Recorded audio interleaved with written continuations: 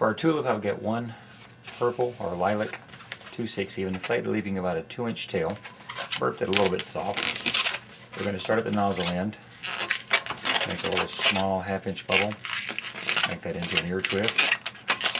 Make another little 1/2-inch bubble. And make that into an ear twist as well, or pinch twist. So we've got 2 pinch twists sitting on top of this. Now we're going to come down with about a 2.5 to 3-inch bubble. We're going to come back up with another one just the same size. Twist that into those 2 pinch twists that you have up on top. And then we're going to make one more, same size, and then do a 3 bubble row through. Just like that. So that you have that there. Now what we've got left, you want to take and squeeze it so it goes out pretty much to the end.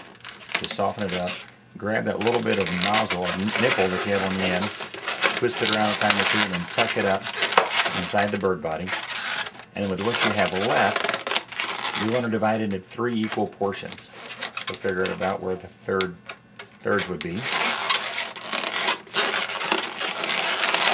And then make 3 folds to it by bringing each point down, twisting it like that. Twist them around a time or two to secure them. Then I'll take and shake these just a little bit by grabbing it, just sort of rolling it up and squeezing it as I roll it up.